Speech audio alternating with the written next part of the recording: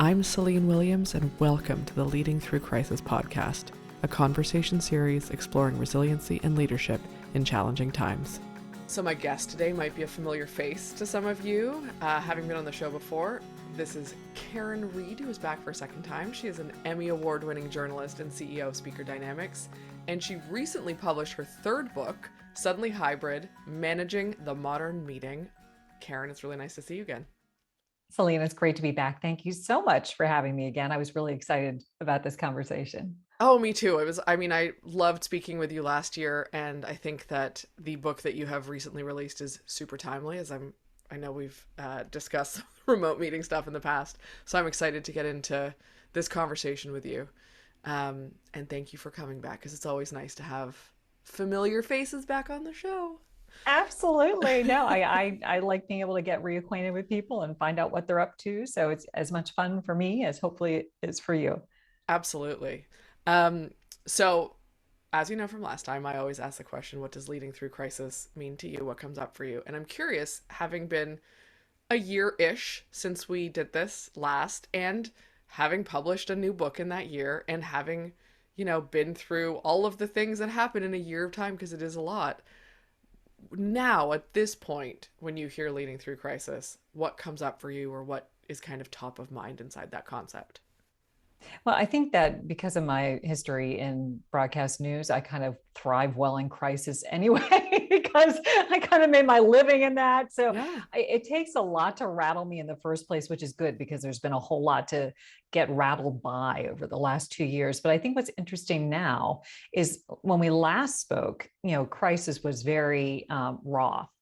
Everything was changing. We were still very much dealing with the pandemic and everything that was surrounding that. But now there's kind of this different crisis, because it's the crisis leading to the next step, that transition into the future of work and what that looks like. And I think that has been interesting to try to help people navigate. It's less on, okay, how do we make this work in the situation that we're forced to be in, which at that time was, a fully virtual world, where we could come and help people to be able to figure out how to do that.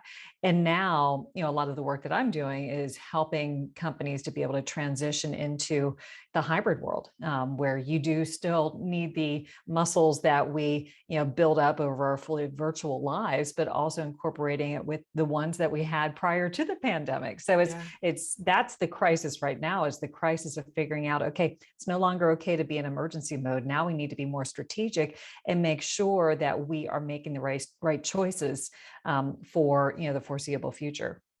And it is a really interesting shift, because we all ended up in this virtual world as a reaction. It was like there was no choice. Everyone go home. 6 hours from now, everyone's taking their computer home. We're figuring this out. That's it. It was very reactive. And there's a real opportunity with the hybrid world to be proactive about it, because it is, I'm sure you've heard this as well. I've heard both sides of things, where people are like, everything is going to be entirely virtual from now on. And then the people who are like, let's get everyone back in the office ASAP, because it has to go back to the way it was. And neither one is really future focused. Correct. I mean, the hybrid is where we're likely going to end up, if that's possible, in the line of work that you do. And with that in mind, it does require a totally different mindset, and a different approach. And I guess my concern right now, like the crisis that I'm feeling, is that people are not being strategic enough, intentional enough in how they are moving into it. They'll see it fail, and then you'll possibly be having some decision be made from the top that is then dictatorially given to everyone else, and then you have a whole bunch of dissatisfied people. So that is, I guess, my concern, my fear right now, as I'm watching this kind of unfold in real time. So I'm curious, because of your expertise in this area, where are you seeing the failure points, or where is there a lack of strategy, for a lack of a better way of saying it, that you're kind of consistently seeing show up? The one that I'm sure you probably have heard about too is, okay, people are coming back into the office to sit on Zoom calls all day. What is the point of that? it doesn't make any sense to bring people back in the office to be with each other if they're in their own, cubicles or offices, being very much distant. And so what I would like to see happen is to have a greater emphasis on figuring out how to make these hybrid meetings effective, because all of the research that we did for the book shows that they can be really satisfying. They are the most inclusive of any kind of meeting. They have the highest satisfaction rates, the highest levels of participation, the least amount of recovery time needed between them, meaning time where you can debrief on what just happened and then get ready for the next. There's so much good that can come out of a hybrid meeting, but people don't know how to do it, and they're not looking to figure it out. And instead they're just saying, well, we've done Zoom for the past, 2 years. Let's just stick with that, because then we know at least we can include everybody on the same level playing field. But that's not a good solution, because you're missing out on the opportunity to bring people in, and even part of that group can have that different energy level that happens whenever you're face to face, and that can seep into the virtual experience of those who are attending remotely as well, provided that they were brought into the action. It's interesting because I feel like, and I'm not saying this is the truth because it may just be my experience, but I feel like um it seems more complicated to have to think of both things. I don't know that it is always more complicated, but it seems like it would be more complicated to think what do we do when people are in person? What do we do when people are virtual? And then how do we make something work for both, whether people are in person or virtual? And therefore, we just avoid doing it. People just are like, well, we're going to do one or the other, rather than, even Right. if it's not more complicated. Like, I'm not saying it is more But it is complicated. more complicated. I mean, I think that you're correct. It is more complicated just by virtue of the fact that it's a complex communication environment. So when you were fully in person, you had one communication medium that you were working through. It was basically the air that we all were collectively breathing. When we were fully virtual, that was one communication network. We were all on the same screen. Now we are actually, dealing with multiple communication mediums that all have to be networked together. And yes, it feels more complicated because it is, Mm. but it's not insurmountable.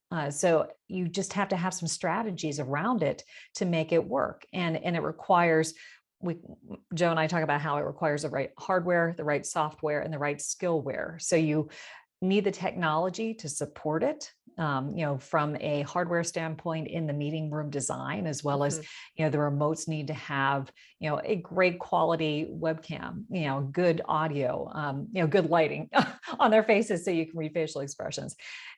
You also need to have the right software so that you can have collaboration equity and participation equity. And then you also need the right skillware, which is the training of the meeting leaders, but also the training of everybody who's attending these meetings, that they have to recognize that those who are in the meeting room aren't just the ones you can reach out and touch. So you need to raise a collective awareness about that, and also implement some policies so you don't come up with a two-tiered system where those who are in person have greater access to information and opportunity than those who are remote. Hmm.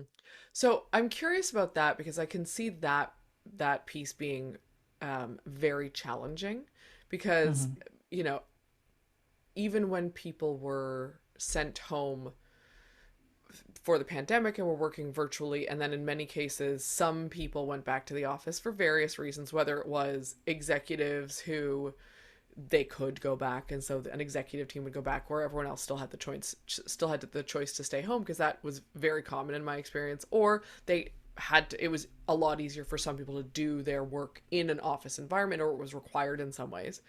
And the conversations and the information, how things were shared there, it's very different than virtually.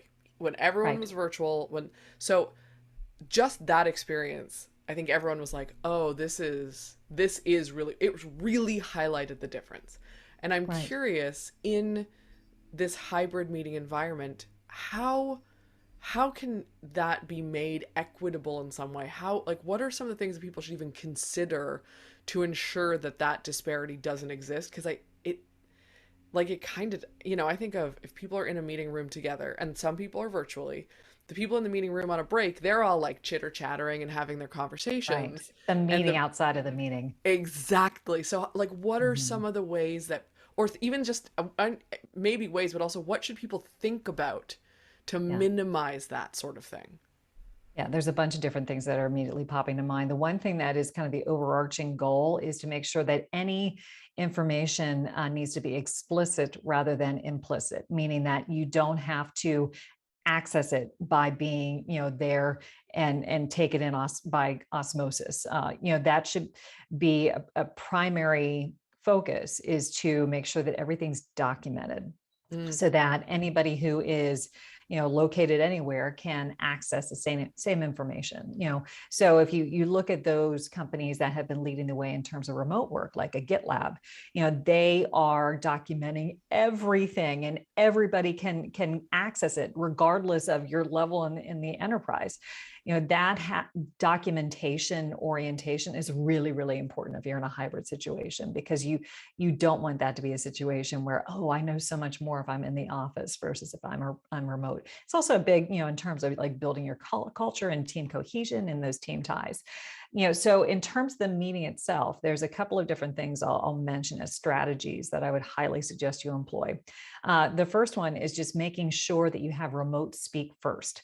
So say that you are in a meeting, you have some people who are in person, some people who are on a video platform, whether that be Zoom or Teams or Google. You have your agenda set up so that you hit the first discussion item, and instead of, if you're leading the meeting from in person, rather than turning to your right and saying, hey, Joe, what do you think? Instead, turn your attention to the screen and ask the remote people to weigh in first. So what that does is it gives them the opportunity to speak immediately, but it also raises the collective awareness of everybody that there are more people in this meeting than perhaps you might realize. So that's one strategy to definitely use. Another one is to create in-room allies. So for example, if you have some people who are remote, some people who are in person, match up the in-person people with the remote people, and they are, in essence, their buddies. They're the ones who are going to be advocating for their participation in the meeting. So say, for example, we're, on some discussion item and we hit on something that I think you are an expert in, and you are attending the meeting remotely, but I'm in person. What my job would be is to say, hey, I bet Celine has a really great mm, perspective on this. I know she's worked with a lot of clients on this. Celine, can you, tell us what you think? And that gives you ownership of making the meeting be effective. And it starts to kind of link those ties, because it is really difficult to, ward off the in-room bias. But if you're pushing against that always, you can get past it. And then it starts to become second nature. So having, that different orientation and different mental mindset really, really helps. I'll give you one more, and then I'll yeah, let you ask another question. I love So this. if you are a meeting leader, try leading it in different ways. So maybe one time you're going to be leading it from within the meeting room. Maybe another time you're leading it from a remote position, because that shows that you value everybody's input regardless of where they're located. It sends a Mm, strong signal, subconsciously, but it also reminds you as a meeting leader what it's like to attend a meeting remotely. And that's always good, because sometimes we can easily forget when we go back to our old habits. And primarily most of us were face to face, and it is easy to slip back into that, because that's the playbook that we were working off of for all these years. yeah. And how soon we forget what it was like when everybody was virtual. So that reminder of going through the exercise of leading a meeting virtually is really, really valuable. I so I love all of that. And there's two things immediately that come to mind. Is the first one is I had and I'm going to tell a really quick story. I Yeah, was running a training last year, and it was a large enough training, and I was in person, and I had a co-facilitator who was virtual. perfect. And it was a large enough and listen, you can do this with way smaller meetings, but it was a large enough meeting that this way she and I were interacting in a very particular way because she was virtual and presenting some of it. I was presenting some of it. All the remote people had the virtual people had the opportunity to speak up in a very specific way, or flag for her because she was virtual that they had something Yeah. to say if I somehow missed it, if I was because that, as much as you try, sometimes when it's a large enough meeting you miss things. Yeah. But I love what you're saying about try being virtual, because even shifting a dynamic that way, where having a co-presenter, co-facilitator who was not in person as well, that made a huge difference. And I think I that think it's really sharing the important. burden is huge, right, Celine? I mean, Yeah. if you come up with different roles for people to play, then it's not just the meeting leader who's trying to tackle all this, because there's a huge cognitive burden in a hybrid meeting. Spread it out, Yeah. have a meeting moderator who can do what you're talking about, whether they are like the person who's in charge of making sure the virtual folks are paid attention to. Yeah. You want to have a technology lead. So if a remote attendee is having trouble with, the meeting link, that they can address that separately, have those in-room buddies, actually formalize the system, Yeah. and say, okay, you're the buddy with this person, da, da, da, da. And that way that's already setting yourself up for a more effective session than if you just went into that blindly. But I've experienced leading virtual trainings that have been done really well, and also fallen victim to a really poor tech setup in a hybrid classroom that was terrible. And Mm. a lot of, I think, the pitfalls right now are just the technology is not quite there across the board, not because it's not available, but because it's not been invested Yes. in the right way. Yeah. And that worries me, that people don't quite know what it takes. And so maybe people are saying, well, what is the right thing? So Yeah. I can Great just give you question. my apples to apples comparison. I was actually guest lecturing in 2 universities in 1 week. And the first one, I was guest lecturing as a virtual presenter. And it was in a hybrid classroom that was very robust. So within the physical classroom, they had 3 huge monitors. One had my slides big, the other one had me big, and the third one had the Zoom window at the time with all of the virtual attendees and the chat open. Then on the other side, the remote attendees could see all of the stuff that they would normally see if they were in a virtual meeting. I had the professor in the classroom who was serving as that moderator that you're talking about, where they can kind of, help you as a co-moderator to be able to, take questions that were coming in, or Yeah. guide the exercises in person as I was guiding the exercises virtually. That worked supremely well. And I felt like I got a lot out of the session. I liked leading it. I felt like, the class, got a lot out of it too. But then conversely, I was leading a class at a different university. I was doing it in person, and their version of a hybrid classroom, and I'm not exaggerating, was an extra laptop that they opened up. Oh And I know no. it was a Zoom meeting. They opened it up. The poor virtual people were on there, but they weren't even having me show my slides through that virtual meeting. So the people who were, attending remotely couldn't even see my slide deck. It was actually projected on a completely separate system. A lot of times the professor was muting them so they couldn't hear. It was terrible. And so that's the kind of tech trouble that I worry about, that Yeah. people will think, oh, a hybrid classroom will just open a Zoom link and put it at the end of the conference room table. That is not going to work. And it's going to feel more like a glorified live stream Yeah. that still feels very unsatisfying.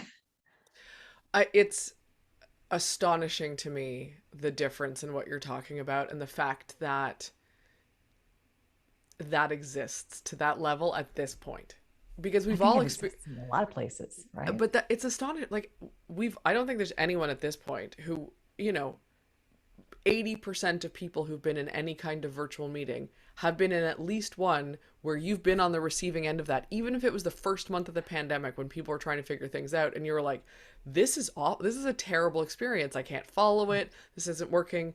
And the fact that that experience hasn't driven them, for lack of a better way of saying it, to do it differently because they've been Mm. through it. That's what I find so shocking is it's there are easy ways. If you have the resources to set up Right. 3 screens in the back of a room, that's fantastic and wonderful. Yeah.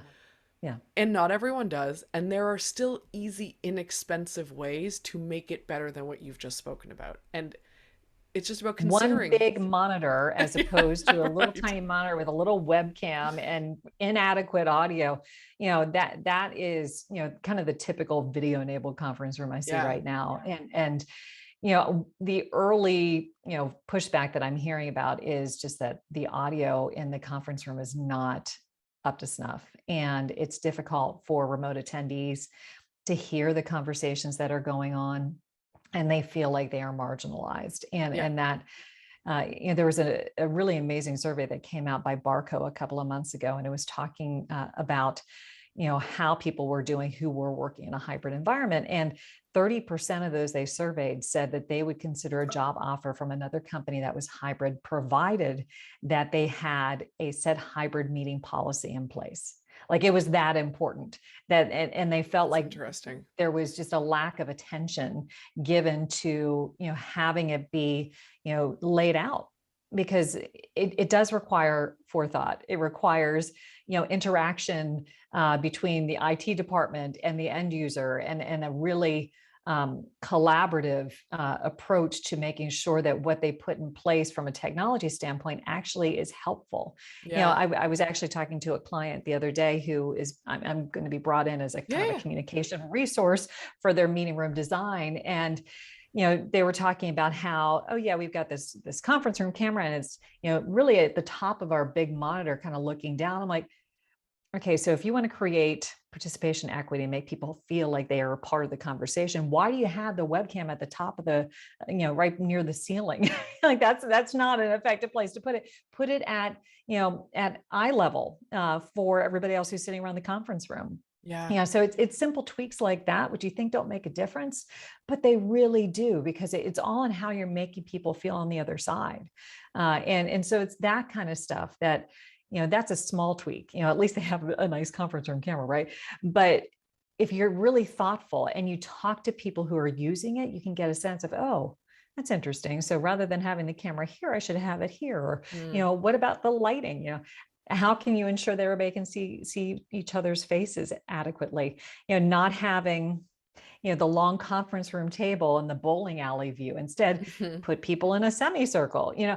So it's those kind of things that are definitely being overlooked. But those are kind of like the smaller ones. There are larger ones, which are people that are just opening up their laptops and Yeah. calling it a hybrid meeting, and that's a Yeah. problem. So it's really interesting what you said about the meeting room design. I've participated in meetings virtually where the client had a meeting room design. It's so interesting. There's the difference even in one meeting room where there was a camera at the end and it was at eye level, but they also had a camera in the center of the table that I don't know how it did this. Did it revolve? It revolved. So as Yeah. people Mhm. spoke, it would like Yeah. pinpoint the person and Yes. focus on that person and then move. And I was Yeah. like, this is brilliant as a remote person Yes. because except when it went to the screen when someone remote was talking, which was a whole other hilarious thing because they were like, oh, we're looking at ourselves. But like truly when it's spun, Right. you're like, oh, you really feel like you're part of a conversation. And at the same time, the acoustics in the room and the microphones, even though they had, someone come in and set it up professionally, and this is why, for example, the camera was so great, it was still challenging with the sound. And it's really interesting when some things have such attention paid to them and Mhm. other things do not. And to me, Yes. it's really that lesson like, let's consider all of these things equally and get them Yes. to a good and like if it's not it doesn't all have to be perfect but to a good enough point where the experience works for everyone.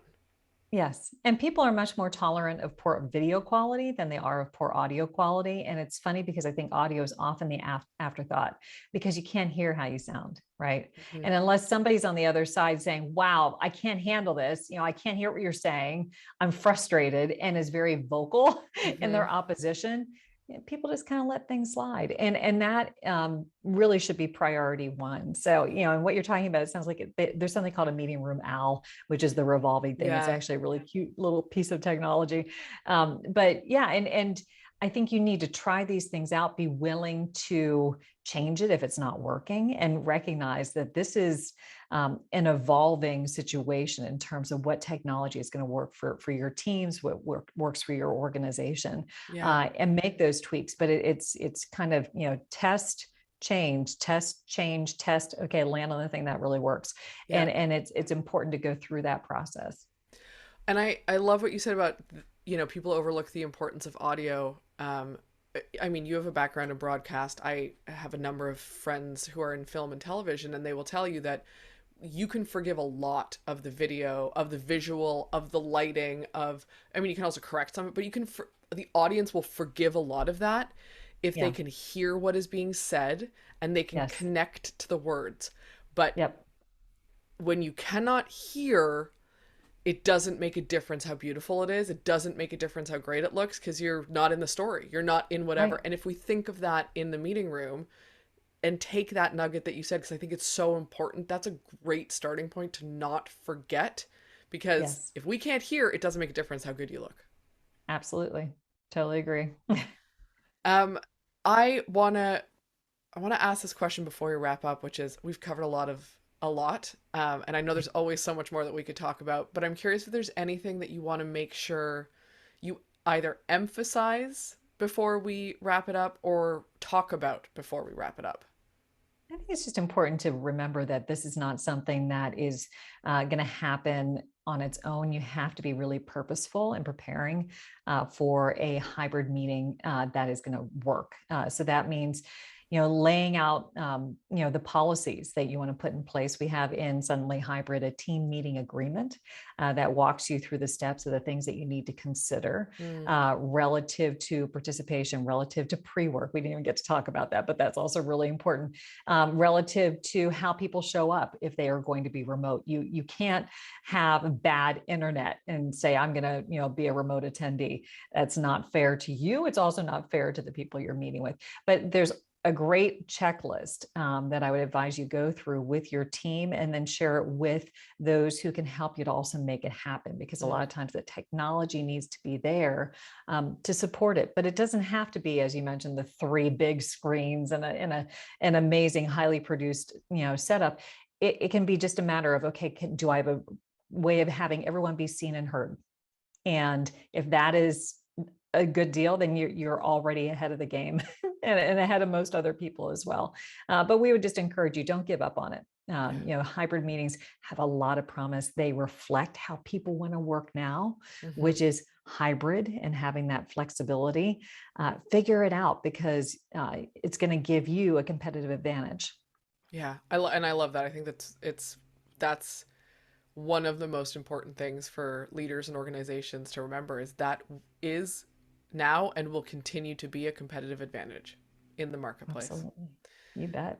Um, we are obviously going to put a link to your book in the show notes for this, but people can find you online at speakerdynamics.com. Is that correct? Yes, that is the best place to find all things Speaker Dynamics and Karin Reed. The books are on there. We actually, as a result of the pandemic, we needed to figure out a way to get our basic best practices out to folks. So we created Speaker Dynamics University, which is an online training that allows you to improve your virtual presence and virtual meeting skills, in an asynchronous fashion. It's been very well received. Fantastic. And I recommend that anyone listening go check that out, because Karen is, as you can already tell from this conversation and the previous one, amazing at what she does. And Thank I you. thank you so much for taking the time to chat with me. It's always a pleasure and super informative, and I cannot wait to see what you do next, Karen. Oh, thanks, Celine. I appreciate it. I'd love to come back and tell you about it. Anytime, you are always welcome. Thank you. Thank you. Thanks for joining me today on the Leading Through Crisis podcast. If you enjoyed this conversation, please take a minute to rate and review us on your podcast app. If you're interested in learning more about any of our guests, you can find us online at www.leadingthroughcrisis.ca.